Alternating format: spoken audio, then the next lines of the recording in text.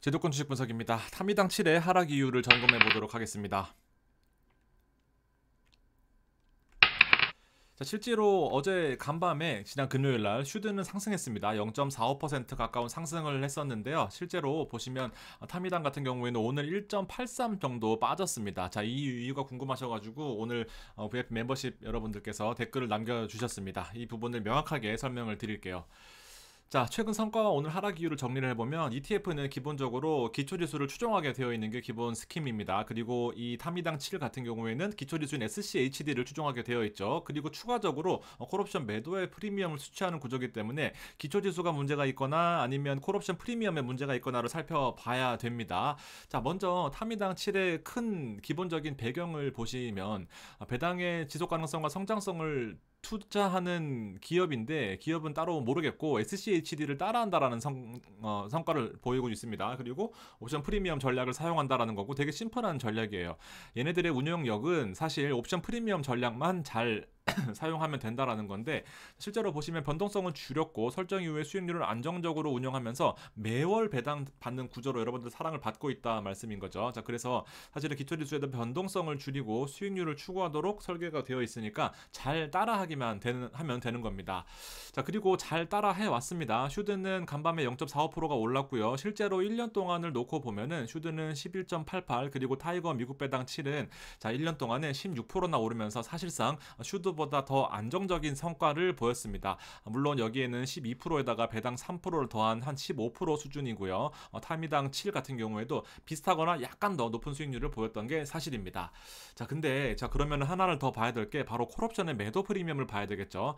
타미당 7은 오늘 통계적으로 1.83 빠지면서 타미당 시리즈 전반적으로 다 하락을 했거든요. 자, 근데 보시면 밤사이에 S&P 지수 역시 0.2% 정도 상승을 했습니다. 현재 오늘자로 월요일은 0.04% 빠지니까 거의 보합권. 사실은 타미당 스킴에 가장 유리한 약간의 하락세인데 자, 밤사이에 지난 금요일 날은 0.2% 정도 상승했으니까 콜옵션 매도 프리미엄에 대한 어떤 치명적인 약점을 보이는 그런 시기는 아니었다라는 말씀인 거죠. 왜냐하면 슈드는 주식만 가져가는 건데 타미당 7 같은 경우에는 여러분들 아시다시피 옵션의 프리미엄을 추구하는 형태이잖아요. 그래서 여기처럼 콜옵션의 프리미엄을 5만큼 주고 요 수준을 넘지 않으면 전부 다 콜옵션 매도 프리미엄을 얻는 그런 구조인 건데 주가가 만약 이렇게 올라버렸다. 그러면은 타미당 7은 빠지는 게 맞습니다. 슈드는 올랐지만 타미당 7의 옵션 프리미엄은 마이너스가 날 거기 때문에 사실은 이렇게 오르는 경우가 아니었기 때문에 프리미엄에도 크게 문제가 없었다라고 결론을 낼 수가 있겠죠. 그리고 프리미엄 가격은 완만한 상승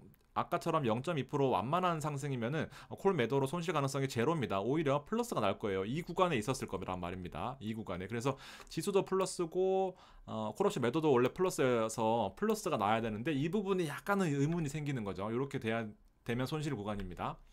자, 그래서 ETF가 기초지수나 콜옵션 매도 프리미엄 이외에 영향을 받을 수 있는 몇 가지 포인트를 제가 적어봤습니다. 자, 미국 지수와의 괴리율 그리고 휴일이 껴있을 경우 이제 미국에서는 휴일이 아닌데 우리나라에서는 광복절 같이 휴일이 껴있을 수도 있고 그 다음에 ETF 운영력의 능력도 되게 중요합니다. 그래서 실질적으로 능력이 부족해서 괴리율이 너무 많이 벌어지게 되면 괴리율이라는 것은 기초지수와 ETF 간의 간격이 너무 많이 벌어지게 되면은 이제 경고장이 날라오게 되죠. 그러면서 계속해서 벌어지면 신뢰도가 떨어지게 되고 이 인덱스 ETF를 추종하는 기관이나 큰 자금들이 빠져나가게 되면은 사실상 어느 정도 수준의 밑으로 계속 유지된다라고 하면 ETF는 폐쇄돼야 됩니다. 그런 부분들이 있어서 사실은 이런 부분들이 몇 가지가 있는 게 대부분이거든요.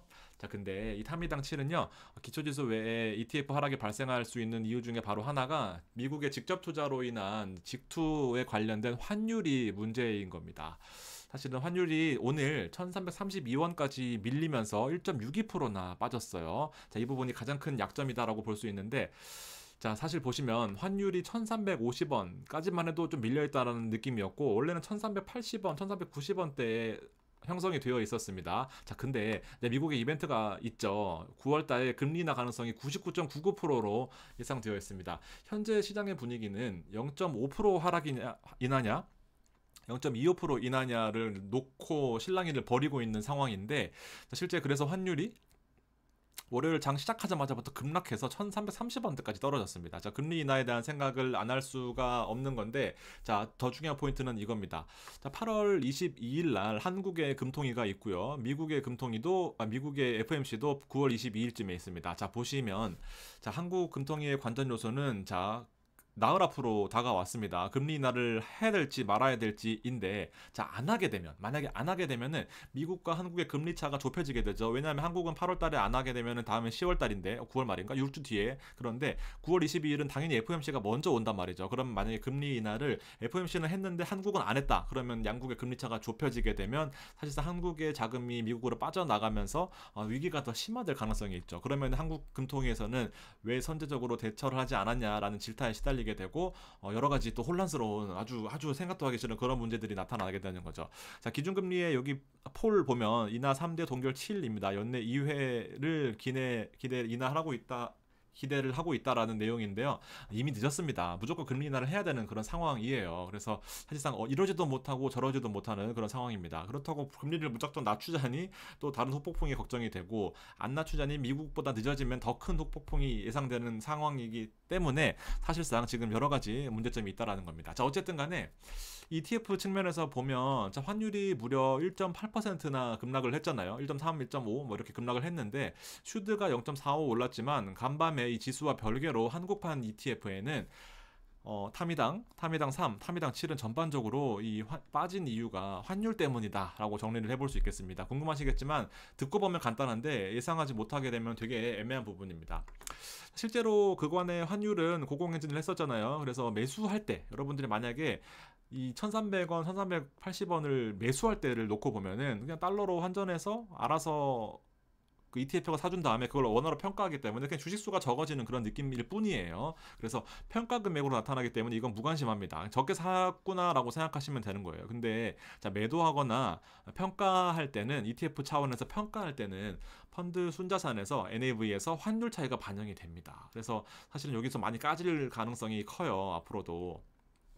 그러니까 무슨 말씀이냐면은 살 때는 적게 사는 거거든요. 근데 평가할 때는 환율이 반영이 된다라는 거죠. 왜냐하면 사는 순간 환전해서 사고 다시 원화로 평가할 때 환전에 대한 그 손실이 발생하는 거죠. 예를 들면 만약에 1,400원, 1,500원 올라가 버리면 환차익이 또 플러스가 될 겁니다. 자, 그렇지만 시대 흐름상 환이 떨어질 수밖에 없는 그런 구조를 갖고 있다 보니까 약간은 좀 문제점이 있다라는 거죠. 대안이 있죠. 그렇다면 솔 미국 배당 했지. 자, 여기 조금 더 늘려보면 파미당 시리즈는 하락, 그 다음에 솔도 마찬가지입니다. 솔도 기본 기본 스킴은 하락을 했는데 솔 미국 배당 다우존스 해지 상품이 있죠. 그리고 해지 상품 플러스입니다. 자, 여러분들 0.13% 해지 상품은 플러스가 됐는데요. 이 부분에서 해지 상품을 하실 겁니까?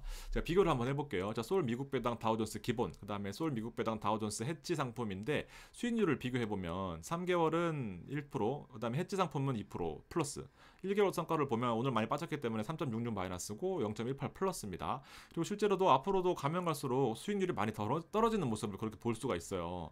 1년 동안의 성과는 환율이 계속해서 높았을 때는 차이가 많이 나죠. 무슨 말이냐면은 환해지 수수료가 대부분 1% 정도로 알고 계시는데 얘는 환 차이가 많이 벌어져 있기 때문에 2, 3%까지 차이가 벌어지게 됩니다. 매년 2, 3%를 내고 있는 거예요. 자, 그렇지만 1,400원에서 만약에 1,300원까지 이렇게 밀렸다라고 했을 때는 이 3% 수준이 싸게 느껴지는 거죠. 거의 이거 얼마입니까? 5%.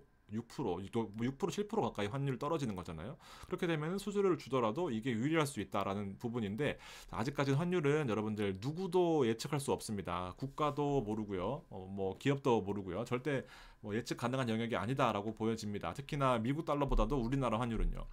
장기적으로는 또 환이 회귀 관점에서 볼 수가 있어요. 자, 결론적으로는 평가 이익이라는 겁니다. 여러분들 평가 이익. 내 자산이 지금 마이너스로 보이더라도 실제로 펀더멘탈 자체에 영향이 없다라는 거죠. SCHD가 망한 것도 아니고요. 환율은 계속해서 움직입니다. 미국에 투자하면서 환율은 고정시키고 싶으시다 하는 거는 약간은 어떻게 보면 어폐거든요.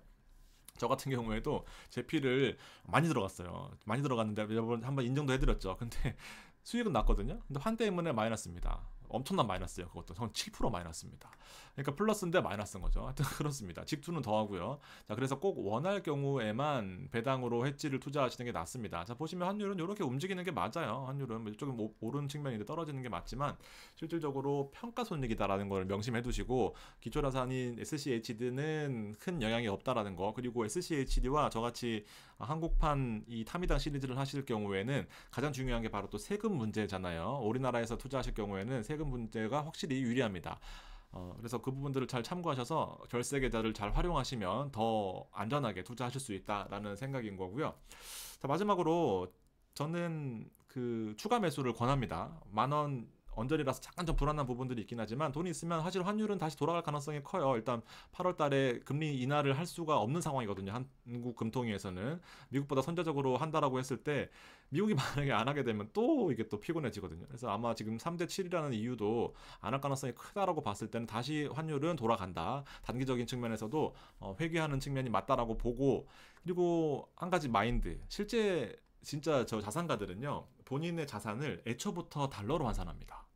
그러니까 내가 1,000만 원이 1억이 있으면은 1억이 있다 뭐 이렇게 하는 게 아니라 한 7만 5천 불 정도 생각한다라고 오히려 달러로 환산해서 계산하는 마인드가 있다 보니까 환율이 오르건 내리건 나는 그냥 달러로 한다라는 그런 마인드가 또 있다라는 말씀을 드리면서 마무리를 하도록 하겠습니다. 좀 해결이 되셨으면 좋겠고요. 또 궁금하신 거 있으시면 댓글 남겨주시면 좋겠습니다.